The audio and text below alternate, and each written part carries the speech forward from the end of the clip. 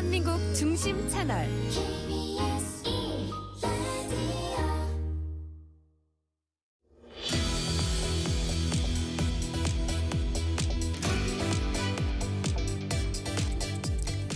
전격 인터뷰 2부에서는 서울시장 출마를 공식 선언한 전현희 더불어민주당 의원과 말씀 나눠보겠습니다. 어서 오십시오. 안녕하세요. 출마 선언을 이 강남, 강북을 아우르는 돈 벌어 오는 CEO 시장이 되겠다라고 하셨어요. 어떻게 돈을 벌어 오실 생각이신 건가요?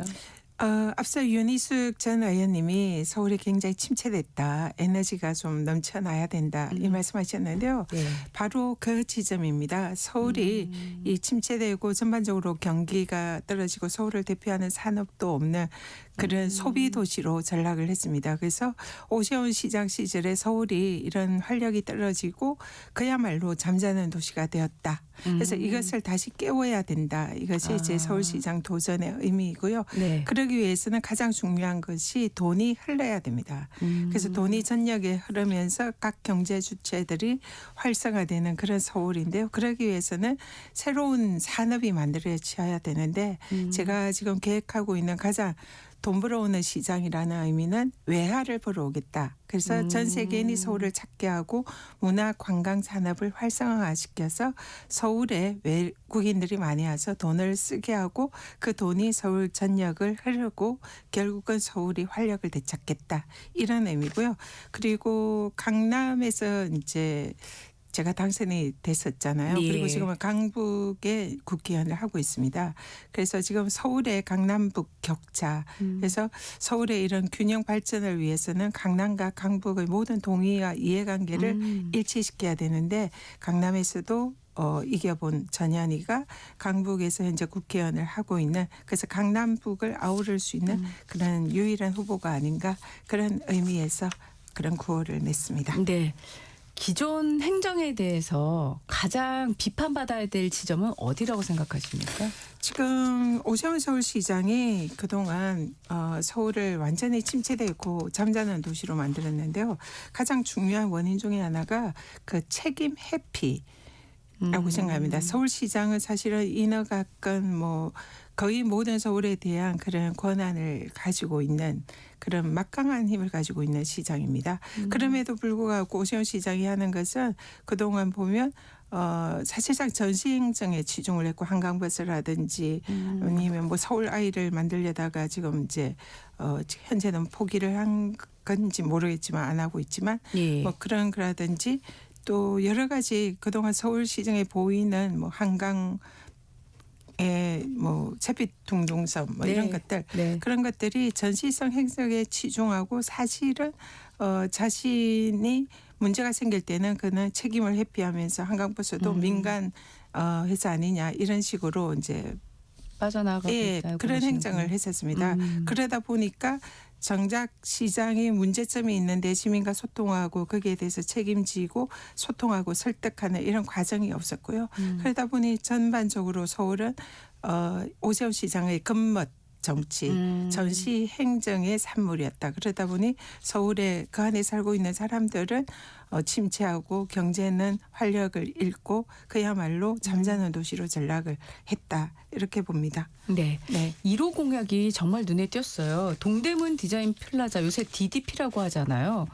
이걸 해체하고 여기에 다목적 실내 경기장 서울돔을 건립하겠다고 하셨는데 이 공약 1호 공약으로 내세운 이유가 궁금합니다. 방금 말씀드린 오세훈 시장의 무책임 또 회피, 전시행정, 겉멋 정치 이런 것의 가장 상징적인 곳이 DDP다 이렇게 생각합니다.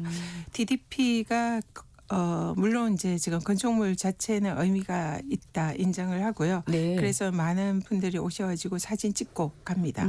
그런데 그런 사진 찍고 가는 그런 공간으로서의 의미는 있지만 실제로 그것이 이 사람에 미치는 영향 이것을 볼 때에는 사실 매우 부족하다. 저는 공간의 경우에는 건축물보다는 그곳에 있는 사람이 중심이 돼야 된다 생각합니다. 근데 DDP가 지금 건축물 자체는 화려하고 아름다울 수 있지만 그것이 들어선 곳이 과거에 동대문 운동장에 있던 곳을 그렇죠. 철거하고 거기에 이제 들어선 곳인데요. 이 마치 섬처럼 되어 있습니다. 주변 상권과 거의 연결이 되어 있지 않고요. 그래서 DDP에 와서 사진 찍고 DDP를 구경하고 그냥 이렇게 가는 것으로 그칠 뿐이지 실질적으로 주변 상권과 연결돼서 이런 부가가치라든지 낙수 효과를 일으키는 그런 데는 매우 미흡하다. 네네. 그래서 여기에 만약에 DDP를 해체하고 복합돔 아레나를 건축을 한다면은 그걸로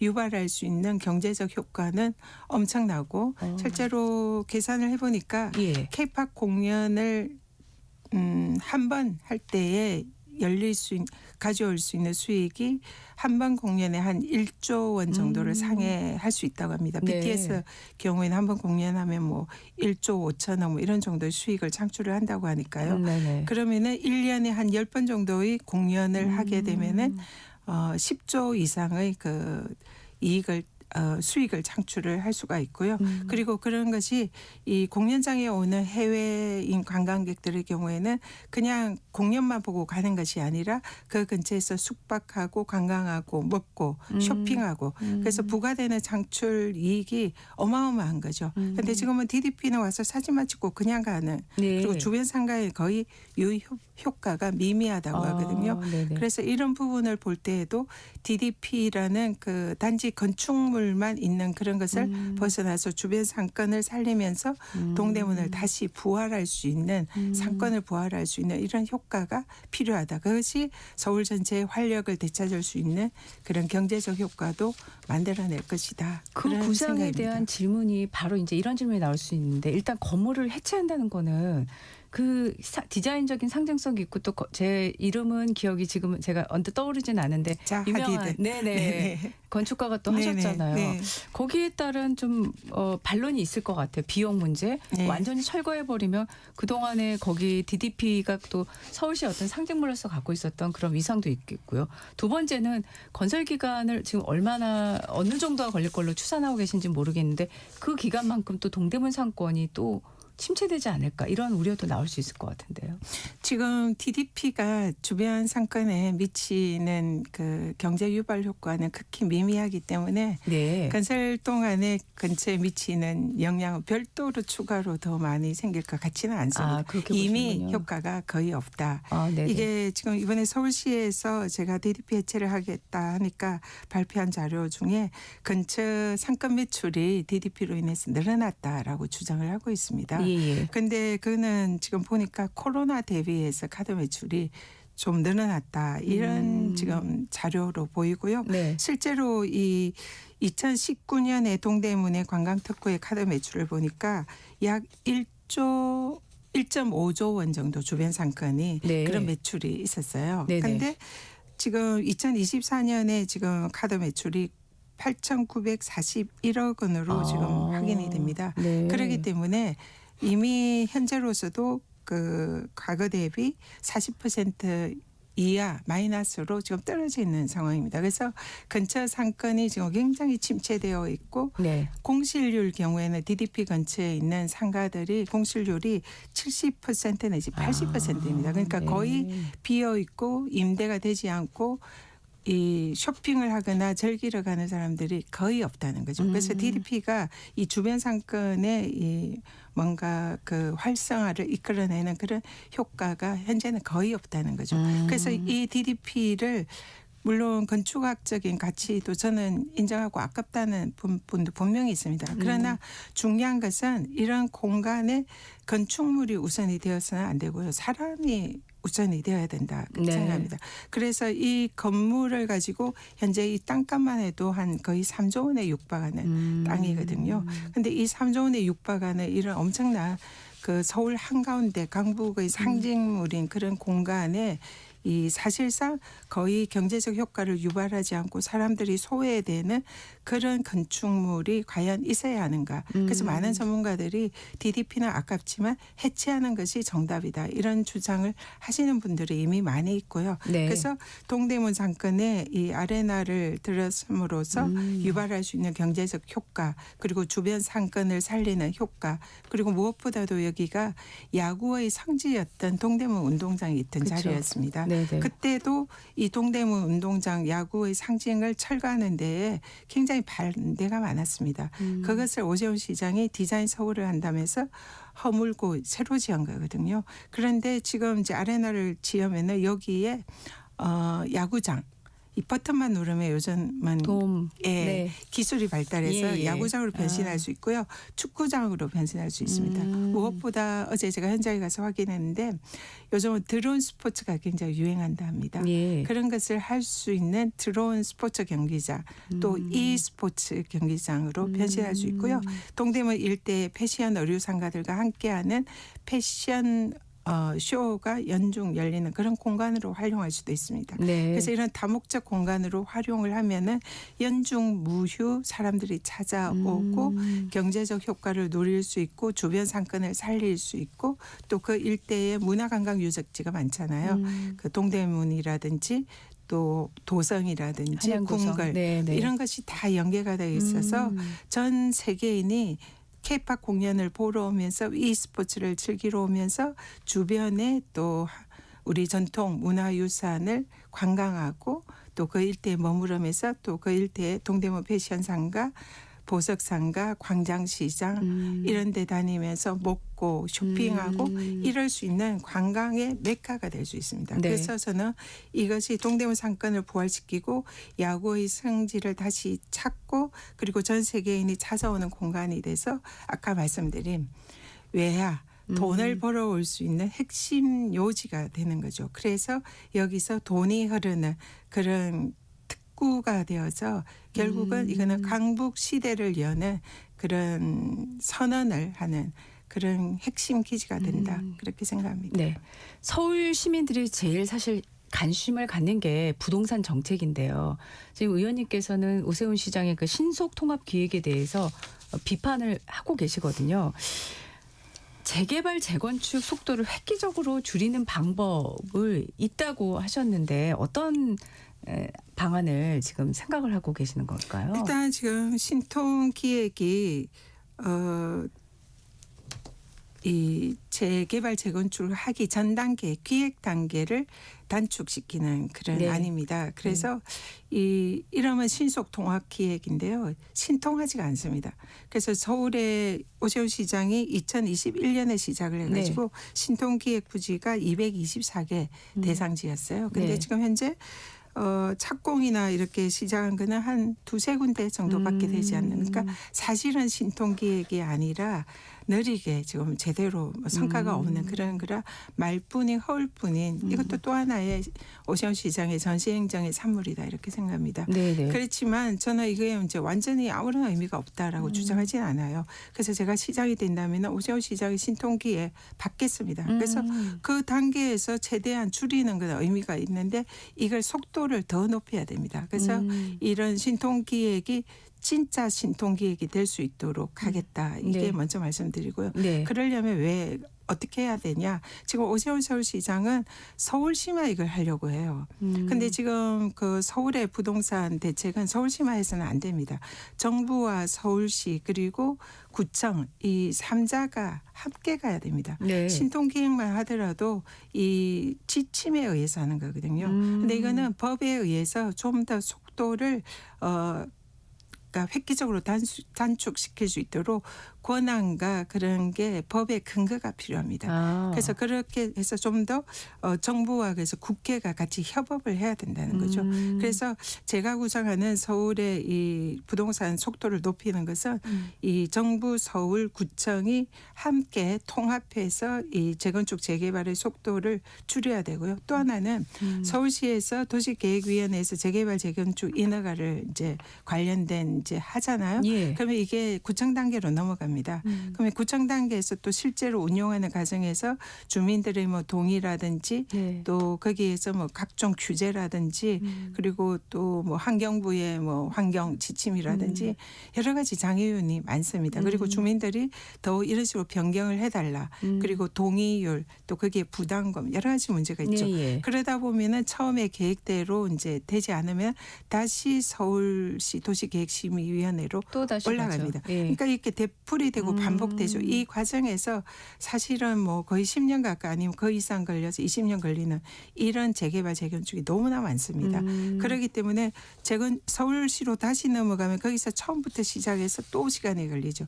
그래서 이것을 획기적으로 단축하려면은 서울시에 다시 넘어오지 않고 구청 단계에서 이걸 할 수 있도록 해줘야 됩니다. 근데 그렇지만 전반적으로 인프라나 서울시의 도시 계획에 맞춰서 구청에서 인허가를 해야 되기 때문에 네. 마찬가지로 서울시의 지도 감독은 필요합니다. 네. 그렇기 때문에 처음부터 이 세 3자가 통합을 해서 서로 계획을 논의하고 구청에서 새로 인허가 변경이 됐을 때에 네네. 신속하게 이거를 변경할 수 있는 오랜 시간이 걸리지 않는 이런 시스템을 만들어야 되고요. 네. 그러기 위해서 제가 구성하는 것은 AI 행정을 활용하는 것입니다. 네. 그래서 이런 여러 가지 인허가 변경이라든지 관련되어 있는 주민들의 동의라든지 이런 것을 AI를 통해서 신속하게 처리를 하고 또 거기에 대해서 뭐 블록체인 기반으로 해서 주민의 동의라든지 이런 것도 AI를 통해서 확인을 하면은 굉장히 효과적으로 신속하게 될 것이다. 그래서 결론적으로 정부의 협조가 있어야 되고 서울과 지자체의 협조가 있어야 되고 같이 함께 주민들을 위해서 신속하게 하는 시스템이 필요하다. 그것을 지금 준비를 하고 있습니다. 네. 지금 그 이재명 대통령이 연일 부동산 관련한 메시지를 강도 높게 내놓고 있는데 일단 5월 9일로 지금 유예가 끝나는 양도세 중과 유예에 대해서 의원님은 어떻게 생각을 하고 계십니까? 양도세 중과는 이제 유예는 이미 지금 결정이 돼 있는 겁니다. 이재명 대통령께서 특별히 하시려는 게 아니고요. 네. 법령상으로 이번 5월 9일에 이제 일몰제가 만료가 되기 때문에 네네. 지금 법상으로는 당연히 양도세가 중과되도록 그렇게 되어 있습니다. 그것도 이제 다가구 주택자일 경우에 네네. 한정해서죠. 네. 그래서 이재명 대통령께서 양도세를 중과하겠다. 마치 새로운 세제를 도입을 하겠다. 이런 식으로 매도하는 것은 전혀 옳지 않은 지적이고요. 네, 예. 다만 이재명 대통령께서 말씀하시는 것은 원칙을 말씀하시는 거다 생각합니다. 사실 정부의 입법에 대해서 그리고 국회 입법에 대해서 법에 정해져 있는 그런 이제 뭐 기한 규정이라든지 여러 가지 이 입법을 하면은 그것이 그대로 지켜지는 것이 상식이고 원칙이잖아요. 네. 근데 그동안 번번이 이제 정부나 입법부에서 이것을 뭐 어떤 특정 세력의 뭐 요청이나 여론이나 이런 게 넘어가 가지고 그것을 이제 원래의 법의 취지를 망각하고 그것을 계속 그 뭐 기간을 유예한다든지 이런 편법을 써왔습니다. 네, 근데 네. 이재명 대통령께서 이번에 말씀하신 것은 그런 편법을 쓰지 않겠다. 그냥 그대로 있는 법대로 하겠다. 원칙대로 하겠다. 이 말씀을 하신 거고요. 그리고 부동산은 결코 투기의 수단이 되어서는 안 된다. 다주택자들이 뭐 정당한 이유가 있는 경우도 있겠지만 대부분은 부동산을 투자의 목적으로 투기의 목적으로 하는 경우들이 많지 않겠습니까? 그러면은 이런 다주택자들이 자신의 재산을 불리기 위한 방안으로 이 투기를 하는 이 부분에 있어서는 옳지 않다는 이 부분을 분명히 지적을 한 거고요. 예, 예. 그로 인해서 내 집 마련을 못하는 청년들이라든지 무주택 서민들이 눈물을 흘리고 있지 않느냐. 그래서 다주택자들 부동산 투기를 하는 그런 분들의 눈물보다는 청년이나 무주택 서민 이런 분들의 눈물을 정부가 닦아줘야 되지 않느냐. 이런 말씀은 지극히 너무나 당연하고 꼭 필요한 말씀이다 생각합니다. 부동산에 관한 정책이 워낙 다양해가지고 사실 질문을 하자면 한도 끝도 없어서요. 마지막으로 이 질문은 좀 드리고 싶습니다. 그러니까 지금도 정부에서도 그렇게 얘기를 하지 않습니까? 이제 계약은 5월 9일까지는 인정을 해주겠다. 그런데 이제 계약 후에 사실 우리 계약금이 있고요. 중도금, 잔금까지 있고요. 또 하나는 사실 서울 전역이 토지거래 허가 구역으로 묶여 있다 보니까 다주택인 상황에서 내가 이 집을 팔고 싶어도 또 세입자를 내보내야 되는 등의 문제가 있어서 지금 보도에 따르면 한 3개월에서 6개월 정도 그 부분에 대해서는 유예할 수 있도록 정부가 안을 만들고 있다. 여기까지만 나왔거든요. 네. 그 정도의 시한이면 충분하리라고 보십니까? 어떻게 생각하세요?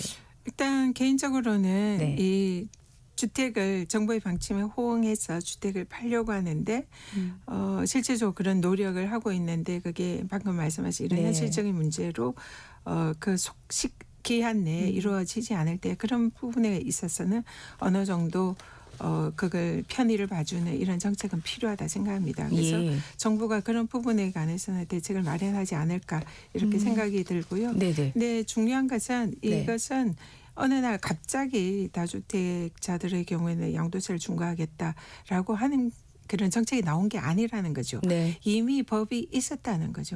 그렇기 때문에 그동안 법에 의해서 또 정부의 정책에 의해서 다주택자들의 경우에는 양도세를 중과하는 그런 정책이 있으니까 가급적 그게 정부의 시책이나 입법의 취지에 맞도록 이렇게 팔면 좋겠다 이런 것은 그동안 계속 신호가 갔었습니다. 예. 그런데 그것을 유예를 하겠지 하는 이제 사실상 현실에 맞지 않는 기대를 하면서 팔지 않은 그런 부분이 발생을 한 거죠. 그렇기 때문에 갑자기 이런 정책을 한다. 이것은 뭐 옳지 않은 지적이다 생각합니다. 네. 당 관련한 질문을 좀 드리겠습니다. 지금 민주당에서 조국혁신당과 합당을 놓고 여러 가지 논의가 이제 진행이 되고 있는데 정청래 대표가 전당원 투표 토론을 제안을 했습니다. 이 제안은 찬성하십니까? 어떻습니까? 그건 찬반 문제로 이렇게 다룰 문제는 아니다 생각하고요. 저는 예. 우리 이재명 정부의 성공과 그리고 지방선거의 승리를 위해서는 통합이라는 그런 방향은 필요하다. 그렇게 생각을 합니다. 근데 지금 현재 통합을 얘기를 하니까 그 통합에 대해서 뭐 여러 가지 이제 과정이나 절차 또 시기 이런 문제에 대해서 당이 지금 분열을 하고 있습니다. 근데 통합을 얘기하다 보니까 그 결과가 지금 분열이라는 결과가 만들어진다면 이것은 애초에 통합이라는 그 기치를 내세운 그런 취지를 매우 또 의미를 떨어뜨리는 그런 효과를 낸다 그렇게 생각합니다. 지금 이제 지방선거는 점점 다가오고요. 예. 그 과정에서 계속 이렇게 당이 분열이 된다면 그것은 지방선거에 도움이 되지 않는다 그렇게 생각을 합니다. 그렇기 때문에 지금은 잠깐은 멈춰서고 좀 이게 얼마든지 좀 시간을 벌어서 이 통합에 대해서 당원들의 지금 생각을 묻는 당원 주권 정당의 그런 의미를 살리는 그런 절차가 좀 더 바람직하지 않나 이렇게 생각합니다. 그럼 앞서 저희 프로그램에 나오셨던 박지원 의원 같은 경우에는 중진 의원 간담회라던가 뭔가 당내 여론을 좀 수렴할 수 있는 그런 행보가 먼저 더 있어야 된다는 취지로 얘기를 하셨거든요. 그런 생각을 갖고 계신 걸까요? 지금 정청래 대표께서도 지금 이제 뭐 최고위원과의 간담회 그리고 또 네. 뭐 초선 재선 네. 뭐 중진 의원들과의 간담회를 순차적으로 지금 하고 있는 걸로 알고 있고요. 그런 네. 과정에서 당의 중지를 모아서 이 부분을 분열 없이 좀 더 우리 이재명 정부 성공과 지방선거 승리를 위한 그런 합리적인 안이 만들어질 거다 기대합니다. 네. 지금 여당에서 중수청, 공소청 설치법 관련한 정책 의총이 오늘 열리지 않습니까? 예. 조국 대표 같은 경우에 어제 이 중수청, 공소청 설치법에 대해서 이게 검찰 간판 바꾸기다라고 이제 비판을 하면서 조국 혁신당 대안을 반영을 해라 이런 요구까지 했는데 어떻게 생각하십니까? 지금 정부에서는 민주당에 또 논의되는 검찰개혁 방안에 대해서 수용하겠다, 존중하겠다 이런 입장을 보이셨잖아요. 그래서 네. 지금 법사위나 또 민주당 지도부 또 의총에서 이 부분이 계속 논의가 되고 있습니다. 저는 개인적으로는 원칙적으로 가야 된다 생각합니다. 이 검찰개혁이 나왔던 그 배경은 지난 윤석열 정권 때 검찰을 이용해서 사실상의 정적 죽이기라든지 자신의 뭐 가족이나 이런 데에 뭐 죄를 감수한다든지 그리고 검찰 권력을 남용해서 사실상 많은 이런 진실을 덮고 또 정권의 하수인으로 활용한 그런 반성에서 지금 검찰개혁이 나왔다 그렇게 생각합니다. 그렇기 때문에 거기에 사실상 독립적으로 정의와 공정을 실천해야 됐던 검찰이 그런 사명을 도외시하고 정권의 하수인으로 됐던 그런 역사적인 반성 속에서 국민들께서 검찰청을 해체하고 이 수사와 기소권을 완전히 분리해라.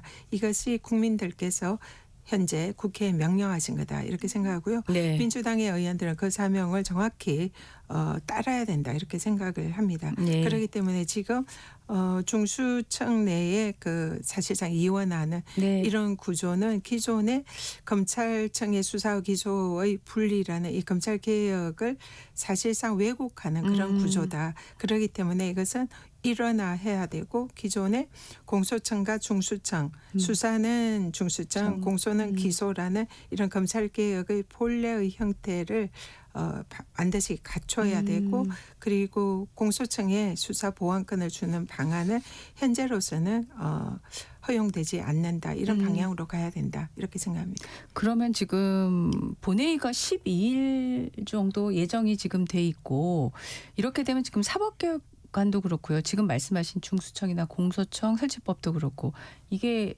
다음 주 목요일 12일쯤에 처리가 되는 걸까요? 어떻게 저희가 예상을 하고 있을 수 있을까요? 지금 그 가장 지금 현재 시급한 현안은 대미 투자 특별법입니다. 트럼프 미국 정부에서 지금 이제 빨리 법이 통과되지 않으면은 사실상 관세를 원래 자기들이 계획했던 25%로 올리겠다 이렇게 으름장을 놓지 않았습니까? 네. 이 사실 그것도 맞지 않죠. 원래 국가 간에 약속을 했고 그리고 대미 투자 특별법은 우리가 그 국회나 뭐 또 여러 가지 그 절차에 맞춰서 우리 국내 절차에 맞춰서 네, 하면 그 되는 충실히 거니까요. 그걸 네. 이제 입법 절차를 밟겠다는 것이 우리 정부와 국회의 입장이었는데 그것을 느닷없이 그것을 핑계를 대면서 관세를 올리겠다 하는 것은 사실은 이 한국가의 주권에 대한 침해이고 바람직하지 않은 그런 미국의 통상 압력이다 이렇게 생각합니다. 그렇지만 현실적으로는 지금 또 거기에 응하지 않을 수 없는 그런 상황에 몰려 있기 때문에 지금 어제 여야가 협의해서 빠른 시일 내에 네. 대미투자 특별법을 통과를 시키겠다라고 합의를 했고요. 그래서 가장 우선적으로 그 법을 국회에서 통과를 시킬 예정입니다. 예. 그리고 검찰청 중수청 법의 네. 경우에는 지금 여야 간의 이견이 매우 많습니다. 그래서 법사위에서는 저희 민주당이 이제 수적으로 우위이기 때문에 물론 논의는 하고 하겠지만 현실적으로 이것은 윤석열 정권의 검찰에 대한 이 반성에서 나온 국민의 명령이기 때문에 저희 당은 반드시 이거는 검찰개혁법안을 통과를 시켜야 된다. 국민의 눈높이에 맞는 법으로 통과시켜야 된다. 이런 사명의식을 가지고 있고요. 그래서 최대한 빨리 통과시킬 의지를 가지고 있습니다. 그런데 국민의힘이 여기에 대해서 아주 그러니까요. 많이 반대를 하고 있기 때문에 예. 본회의에 가면은 필리버스터라든지 이런 이제 또 그 전에 국회의 의사 일정이나 또 의안 올리는 이런 데에 국힘이 동의를 해주지 않을 가능성이 높고요. 예. 그런 현실적인 이유로 좀 시간이 끌어질 이런 가능성도 조금 있다 이렇게 조금 생각합니다. 더 지켜봐야 되는 상황이겠네요. 네. 그러면요. 네. 지금 오늘 그 장동혁 대표와 우리 홍익표 정무수석이 이제 만나게 돼 있고 지금 어제 교섭단체 연설에서 장동혁 대표가 단독 영수회담을 거듭 제안했는데 어떻게 보십니까? 진정성이 있냐 이렇게 묻고 싶은데요. 여야 이제 뭐 영수회담 요즘은 영수회담이라는 용어를 쓰지 않습니다. 대통령과 야당 대표의 만남 필요하다 생각합니다. 네, 근데 그 만남의 의미라든지 목적이 뭐겠습니까? 대통령께서는 야당의 협조를 구하고 또 정부의 정책을 또 설명하고 이런 거지 않겠습니까? 근데 지금 장동혁 대표의 그 대통령을 만나겠다는 것은 계속 정부의 정책의 발목을 잡고 또 자신의 입지를 키우겠다 이런 의도로밖에 보이지 않고요. 알겠습니다. 진정성에 의문이 있다 이렇게 네. 생각합니다. 오늘 말씀 감사합니다. 전현희 더불어민주당 의원과 말씀 나눴습니다. 고맙습니다. 감사합니다. 잠시 후 8시 반부터